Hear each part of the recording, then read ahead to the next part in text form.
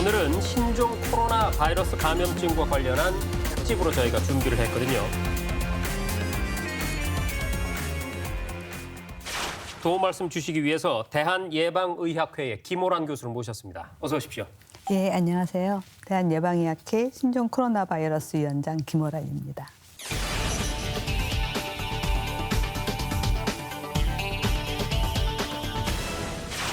바이러스 변이를 일으키는 것으로 우선 메르스 또 사스를 떠올리는 분들이 많이 계실 그렇습니다. 겁니다. 교수님께서는 메르스 때 대한예방의학회 메르스 위원장을 맡으셨고 또 평택에서 역학조사에 참여도 하셨죠. 예. 이번 신종 코로나의 원인이 박쥐를 먹는 중국인 때문이다라는 주장이 있죠. 네. 기 교수님, 이번 감염증과 관련해서 그 원인이 밝혀졌습니까?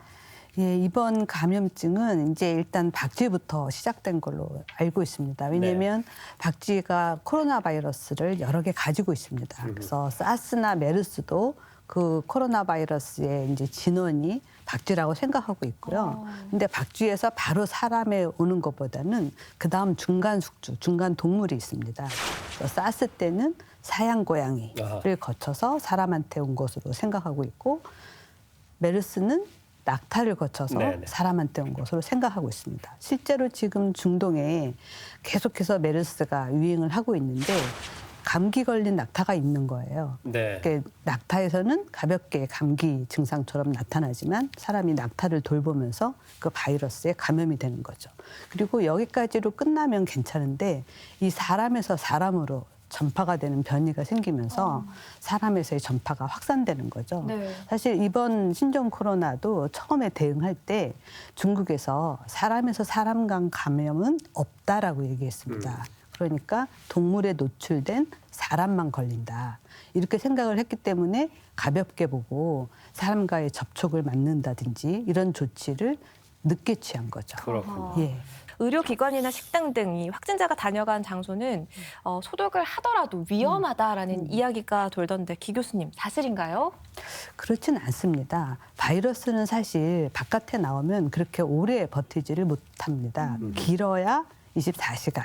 그렇기 때문에 우리가 가서 그 장소를 전부 다 소독하고 24시간 정도 지난 다음에 오픈할 수 있도록 허락을 해주는 겁니다. 아무래도 우리나라와 중국은 뭐 거리상으로도 가까울 뿐만 아니라 굉장히 왕래가 많다 보니까 네. 우려가 더 커지는 거거든요.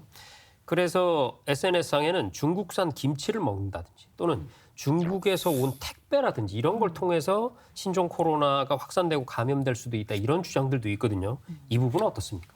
그것도 가능성은 굉장히 떨어집니다. 혹시라도 감염된 사람이 그 중국산 김치나 택배를 포장하는데 만져서 겉에 바이러스가 묻었다 하더라도 오는 기간 동안 시간이 있잖아요. 네. 그래서 그 시간이 지나면 자연스럽게 없어질 걸로 이미 바이러스의 우리가 이제 바이어빌리티, 이렇게 생존 능력인데요. 그게 없어질 걸로 생각이 됩니다. 그렇군요. 앞서 말씀하셨듯이 24시간 정도가 지나면 네, 바이러스는 사멸한다. 그런 말씀이네요. 요즘 마스크와 손 세정제 품귀 현상까지도 지금 벌어지고 있는데요. 네. 일부에서는 마스크와 손 세정제로는 감염을 막을 수 없다 이런 주장도 나오고 있더라고요. 기 교수님 어떻습니까? 사실인가요? 맞기도 하고 틀리기도 합니다. 아하. 예, 왜냐하면 마스크를 썼다고 하더라도 네. 쓰고 있는 동안 감염이 안 되겠죠. 그런데 마스크 겉에 만약에 바이러스가 묻었다. 그런데 마스크 겉 표면을 손으로 만지고 그 손으로 씻지 않은 채 눈을 비빈다든지 입이나 코를 만지면 들어갈 수 있습니다. 그렇네요. 예. 손 세정제도 마찬가지죠. 손 세정제를 쓰고 난 다음은 직후는 바이러스가 없겠지만 그 다음에 또 무언가를 만졌을 때 오염될 가능성은 얼마든지 있죠. 그렇군요. 그러면은 손 씻기와 혹은 또 손 세정제를 자주 사용하는 것이 좋겠고, 그렇죠? 예. 무엇인가를 만지고 나면 예. 또 마스크 같은 경우에도 예를 들어서 내가 마스크를 끼고 안전하게 잘 돌아다녔는데 집에 들어갈 때 겉을 잡고 이렇게 벗으면 안 되고 이렇게 조심스럽게 그렇죠. 손이 예. 닿지 않도록 해서 바로 예. 버리는 것. 이게 예. 중요하겠네요. 예. 또 한 가지는 손으로 얼굴을 만진다든지 하는 걸 주의해야 됩니다. 네. 예, 우리가 무심코 눈을 비빈다든지 뭐 코를 만진다든지 우리가 CCTV를 쭉 관찰을 해보면 1시간 동안 20번 넘게 얼굴을 만지고 있다. 이런 발표도 있습니다. 네. 그렇군요. 자, 그런데 일부 보도를 보면은요, 이 마스크 품귀 현상을 지적하면서 우리 정부가 중국에 마스크 200만 개를 지원하기로 했지 않습니까? 그것을 두고 정부가 국내 마스크 공급 부족을 자초했다. 또 이런 주장을 담았습니다. 그래서 뭐 시민들이 분통을 터뜨리고 있다. 뭐 이런 주장인데요. 이 교수님, 마스크 공급 부족에 대한 우리 정부의 입장은 어떻습니까? 네, 그 정부는 그 마스크 제조사의 그 재고량을 약 3,100만 개로 이제 보유하고 있고요. 네. 수급 상황에 문제가 발생하지 않도록 지속적으로 모니터링을 하고 있습니다. 제조업체와 비상 대응 체계를 구축해서 하루 1,000만 개 이상 생산할 계획이라고 밝혔고요. 네. 또한 이제 온라인 모니터링을 통해서 폭리를 취한 의심업체 그리고 도매상 등에 대해서 집중 점검하고 있고요. 이러한 행위로 적발된 경우는 2년 이하 징역, 5천만 원 이하의 벌금으로 엄중히 처벌할 계획이라고 밝혔습니다. 그렇습니다.